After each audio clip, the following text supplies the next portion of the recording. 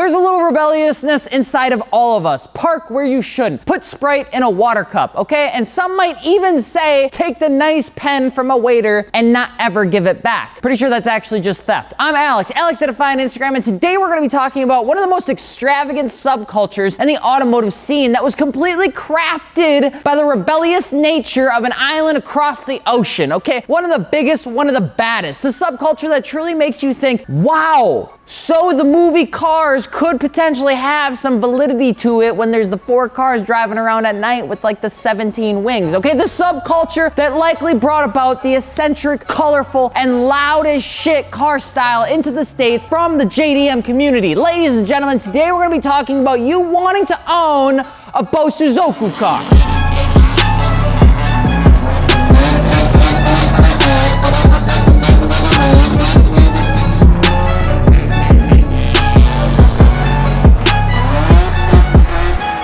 Disclaimer, if I mess up any of the terminology in terms of how I pronunciate it, I'm sorry. I'm trying my best, but there's 2 languages in my noggin and the 3rd one ain't doing very hot. By the way, hi, drink your water. If this is your first time watching Fitment Industries, hello. I'm Alex. Don't forget to subscribe, and we started doing this YouTube channel to we started this YouTube channel to help find people what fits their car using wheels, tires, and suspension. So we made a big ass honkin' size gallery where you can actually enter in your mega models, share specs, all that sort of good stuff, and find what easily fits your car. So if you're looking for aftermarket wheels, tires, or suspension, be sure to check us out over at fitmentindustries.com. And if you've got a pretty neat car, add it to our gallery at fitmentindustries.com as well. Bosozoku. I'm not gonna mess this up. Bosozoku. Bosozoku. Bosozoku.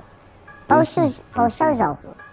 Bosozoku. Bosozoku, which quite literally translates to running out of control as a vehicle, is a Japanese youth subculture that originally wasn't meant to be associated with cars whatsoever. It was actually just a token of rebellion that was spawning into the world in the early 50s in Japan. Bosozoku style was springboarded from the groups returning from World War II that had difficulty readjusting to normal society after everything had happened. There's a lot that happened in World War II and a lot of emotional scars, okay? The post-World War II was a very difficult time for almost the entire world. It had marked a turning point in mentality, international trade, and of course, mental health. A little weak, that last one. Many individuals began finding purpose in their life by the way of the Bosozoku lifestyles, which in its simplest form wasn't the healthiest. It was Cheetos for breakfast. It was fasting for 36 hours. You see, many of the initial group came back from the war as kamikaze pilots, something that truly changes who you are. You only had, there was just the one thing at the end, and that's not happening anymore. For the end result to end with you coming home versus the alternative, many of these individuals couldn't cope with the normal world and coming back to a normal-ish society, and it just didn't make sense. It was an adrenaline rush-filled lifestyle where an expression of yourself through the motorcycle would begin turning into gang-like activities and countless run-ins with the good old arm of the law. It was motorcycles that Bosozoku would use in the beginning because that was actually much more common in Japan than cars were. Bosozoku would base some of its stylings and attitudes actually off of the American greaser subculture, which was massively popular during this time. This was in the mid-50s. Now, some US stylings are going off of Bosozoku stylings now, which was based off of US greaser stylings, which is based off of the scientific method, and somehow J.G. Wentworth's song is somehow still stuck in my head 15 years later. J.G. Wentworth. 877 Cash. No!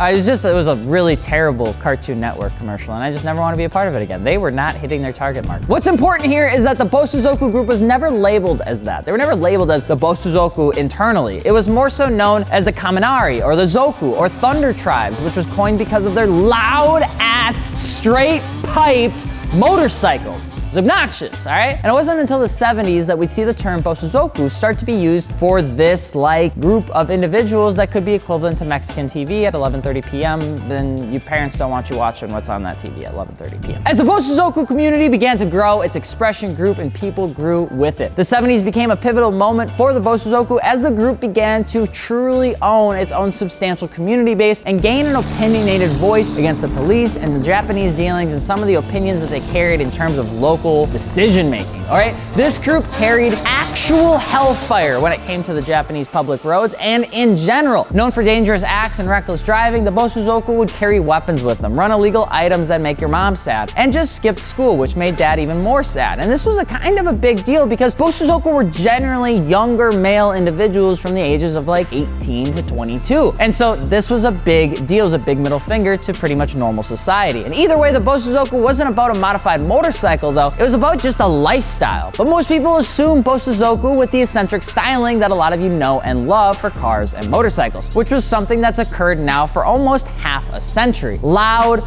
flashy, tall seats, custom frames, colorful paint jobs, and long ass exhaust pipes to make that thing sing.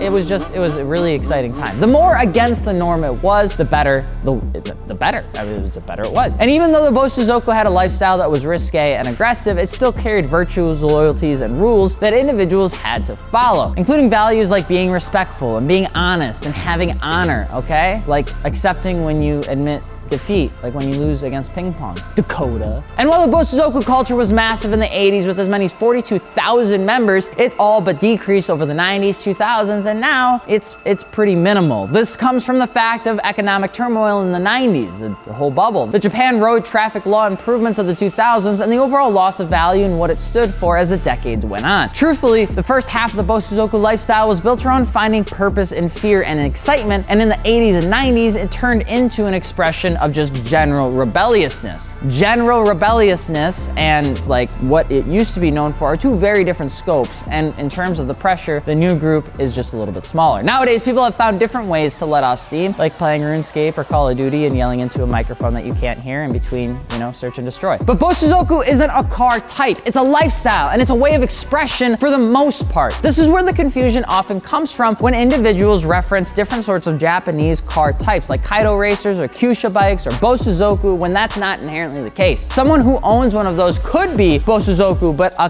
Kaido Racer isn't necessarily Bosozoku. Is water wet? That's a great question for another time that's not with me. Think of Bosozoku as a lifestyle or umbrella where other subcultures gain certain influence from their respective interests, but it was a little confusing. And there's lots to unpack here that goes past just the insane car modifications. What really goes into this entire thing is the heritage, the expression, the sheer story of why it came to be is something that can't be described in a couple 2-3 beers and maybe 67 minutes on a YouTube video, okay? This is why we're done talking about the history of the Bosozoku. You want some of that? Let us know. I really do enjoy this because there's a lot of history in this story, and I really do feel like it deserves a little bit more information. No! We are here to talk about you wanting to own a Bosozoku styled car, okay? So you want a Bosozoku car, okay? Well, set down your welder and grab your favorite Bondo because we're about to talk about what it's like to actually own one of these literal representations of what we know from one of the Cars 3 replica cars. If you're looking to go into Bosozoku straight up, you're likely going to be looking for a motorcycle, not a car. The style crossed over, sure, but most of the heritage is within taking like a 400cc motorcycle, strapping you a big old Shugo exhaust with inward handlebars and some crazy loud horns and some loud paint scheme to pretty much have everyone look at you. Bosozoku is also commonly associated with that style of modification. Oh, and don't forget the tall seat and the big ass flag that they'll hang from the back. And don't forget the fact that you can also get the jumper, that they have a very fancy name for it, but that's actually a very expensive piece of the apparel culture to be a part of the Bosozoku. You don't need to do that. When most people think Bosozoku, think of one of the following, okay? And special shout out to all the fantastic work that's being done online for the record keeping for this incredible car culture. I wanted to give a massive shout out to the people that have actually looked at this, like Top Gear, Handfleer EDU, iTrolls, special thank you. I hope this history absolutely never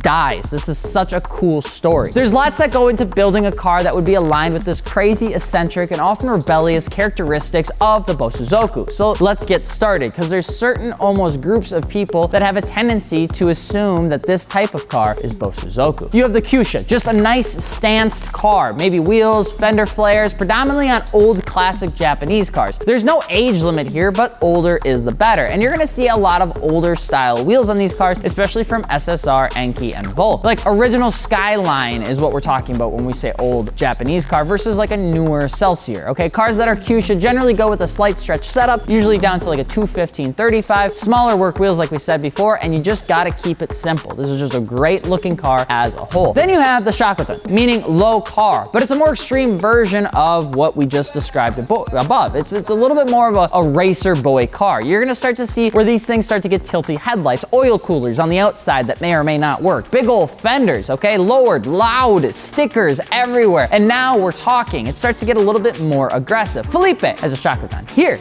it is. Then you have a Yankee. If Shakotan is a jack, Yankee is a queen. Even more wide fenders, fenders strapped on the front of the sedan doors to prevent them from even being used on the back anymore, and having super deep wide wheels and crazy colors. This is where things just start to get bigger and wider and crazier and more eccentric and sometimes even less useful, especially with the four-door thing. Finally, the one most would know with Bosozoku would be the Grashan A's. I'm doing this right. The reason why is because most people associate Bosozoku from local motorsports, and the Grashan look found its roots in the Group 5 Super Silhouette class, where aerodynamics played a huge role in the body styling and build. That's why things are eccentric and crazy and wide, and that's where a lot of the car builds from the Bosozoku started to get their looks from. Examples were taken from the classics like the Ferrari 312 PB, the Lancia Monte Carlo, and the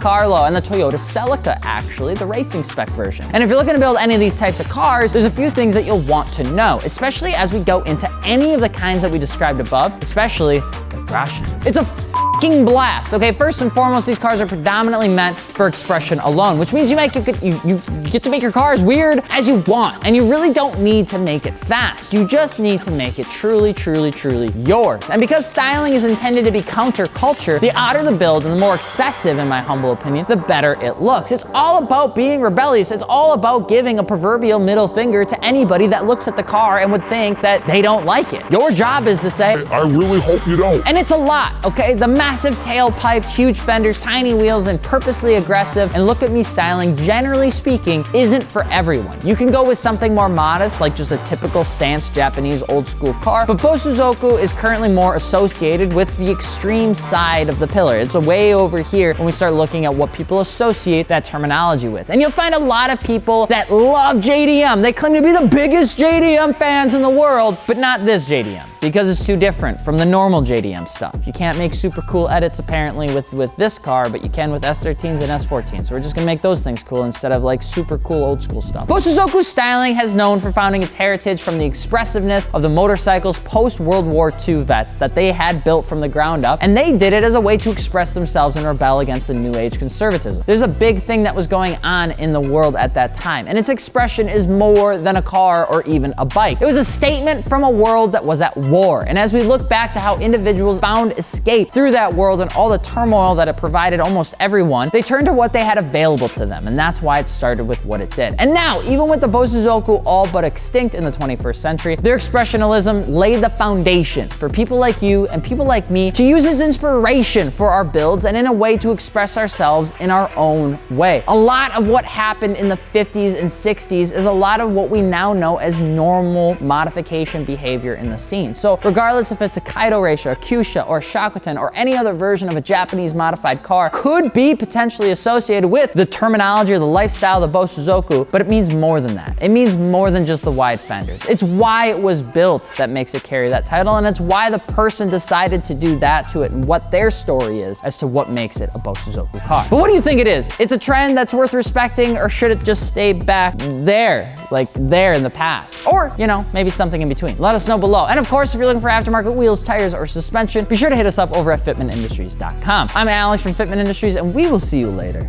Peace.